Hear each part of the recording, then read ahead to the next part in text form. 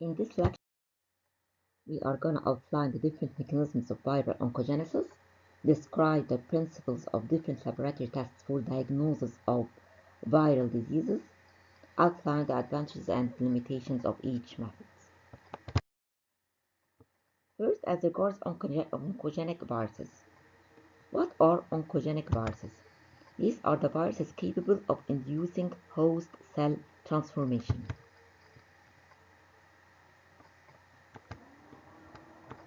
How can these viruses cause host cell transformation? There are three main mechanisms for this cell transformation. First, the nucleic acid of the virus is incorporated inside the host genome, leading to either the mutation of important regulatory genes in the cell or insertion of a viral oncogene that disrupts the regulation of the cell. Another mechanism is by inhibiting or inactivating the cellular suppressor genes. As you know, there are genes which are anti-tumor, as the p53. These genes inhibit the growth of the cell. If these genes are inhibited, so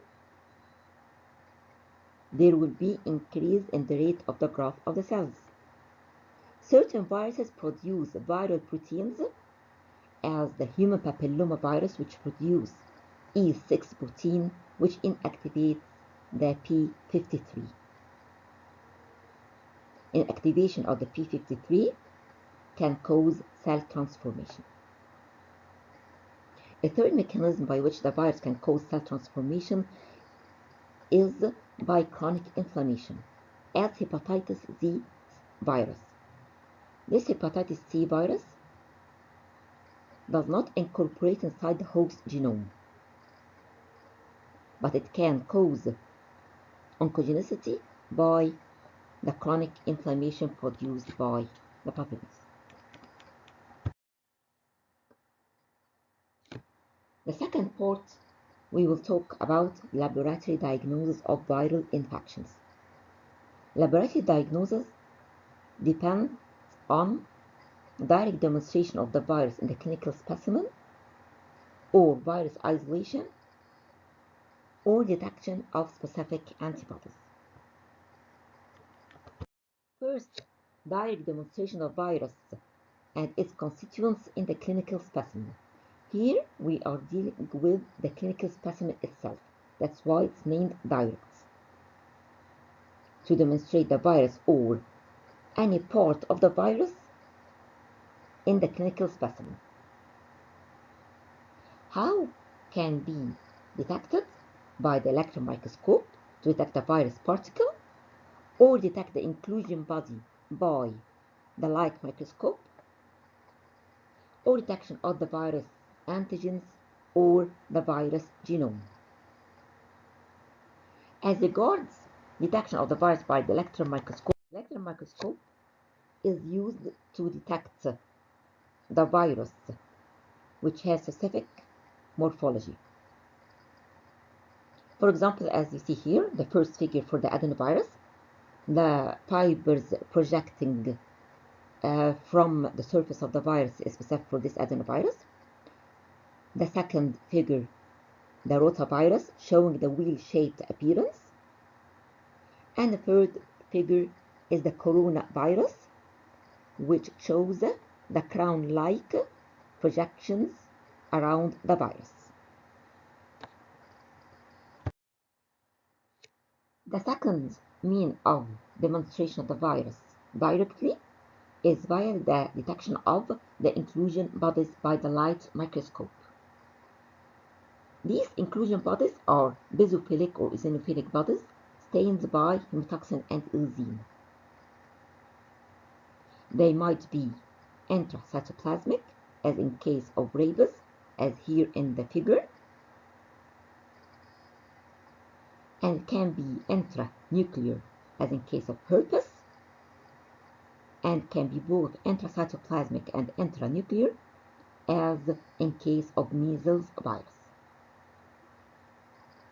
These inclusion bodies are either aggregation of mature viruses during the replication cycle, or might be areas of altered staining in the host cell, or degenerative changes in the host cell because of the replication of the virus. Detection of the antigen will be either by immunofluorescence, as you see here in the figure, by the ELISA. Detection of the genome will be either by the nucleic acid probes and hybridization process, or by polymerase chain reaction. So, direct demonstration of the virus in the clinical specimen directly will be by the electron microscope for the complete virus particle, or by the light microscope detection of the inclusion bodies, detection of the antigens by immunofluorescence or ELISA, detection of the genome by the PCR or hybridization reaction. The second mean for diagnosis of viral disease is by virus isolation. As you know, virus can't be isolated except in living cells. It's an obligate intracellular parasite. So it must be isolated in a living tissue, as in tissue culture, chick embryo, and laboratory animals. In case of culture, how can we diagnose a viral infection? First method is by production of the cytopathic effects. What are these cytopathic effects? First, it is defined as morphological changes in the viral infected cells.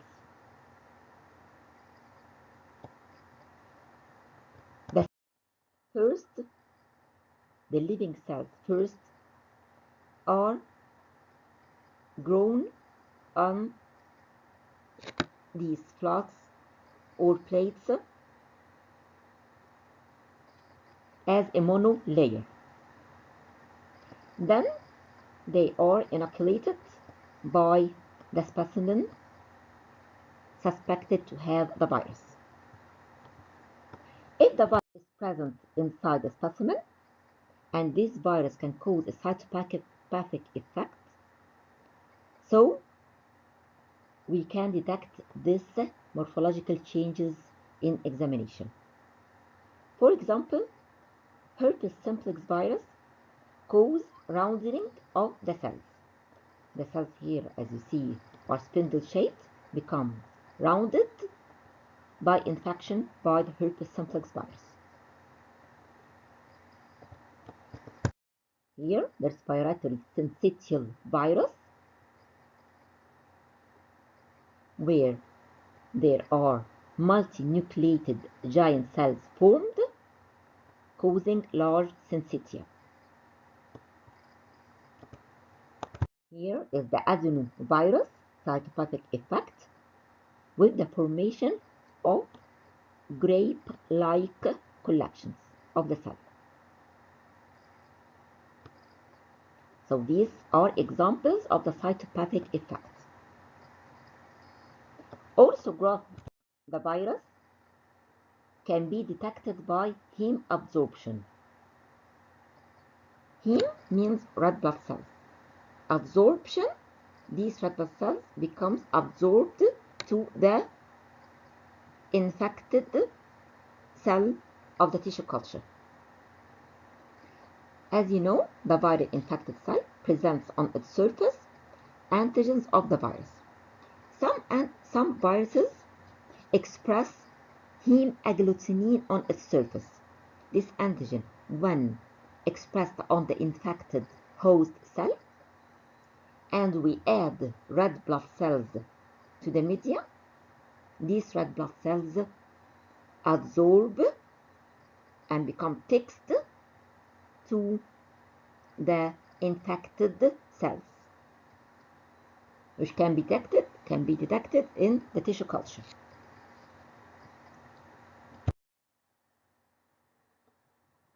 The third mean of viral growth and detection in the tissue culture is by transformation by the oncogenic viruses, which lead to uncontrolled cell growth and loss of contact inhibition.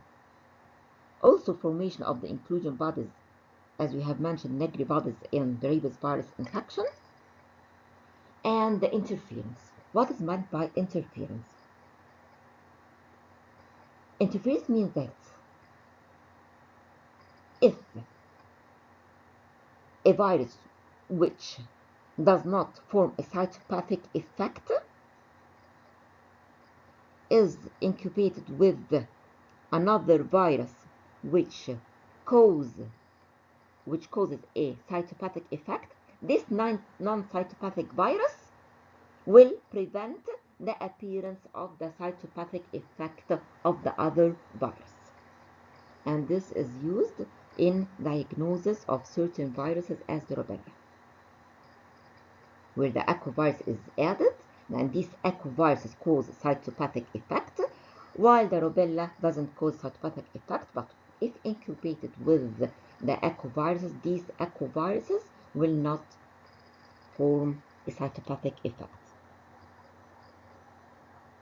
So these are the changes which the virus can cause in the tissue culture.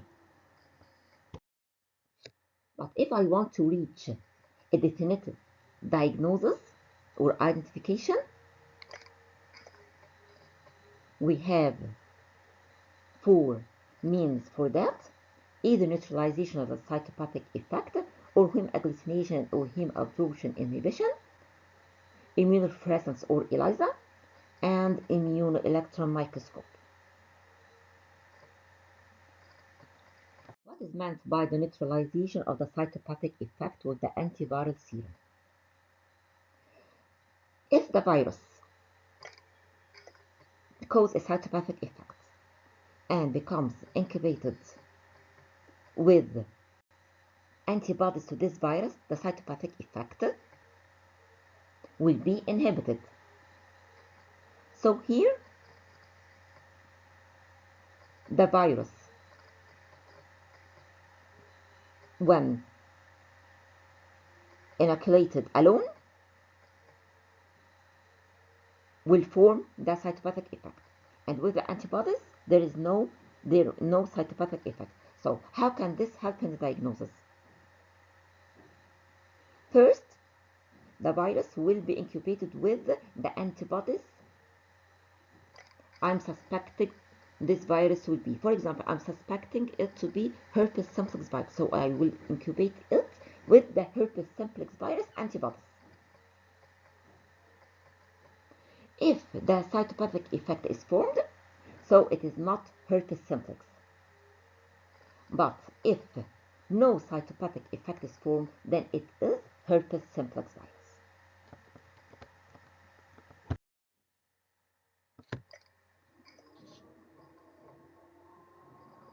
So the first mean of isolation was on tissue culture. The second mean of isolation is isolation tick embryo, which is rarely used, but is used mainly for vaccine preparation by inoculation either in the yolk sac, amniotic sac, or the allantoic sac. Detection of growth is by, for example, pock formations or hemagglutinin formation in the sac. The third mean of isolation is isolation in laboratory animals, as mice, rabbits, and monkeys, which cause disease development or death of the animal. It can be used in identification by neutralization of viral pathogenicity by standard antiserum, meaning that if this animal received the antiserum before receiving the virus and there is no disease development, then this virus is that of the antiserum.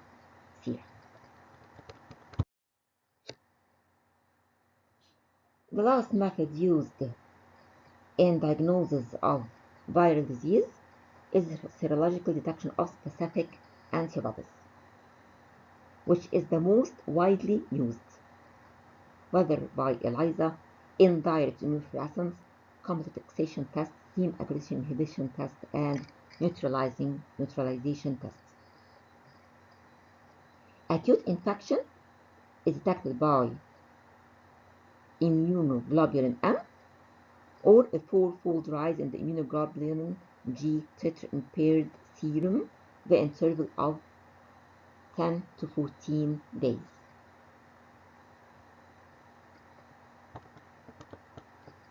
You will hear the expression of seroconversion. What is meant by seroconversion? Means detection of the antibodies to the virus in the serum when the patient had no antibodies before. Detection of antibodies which were not present before.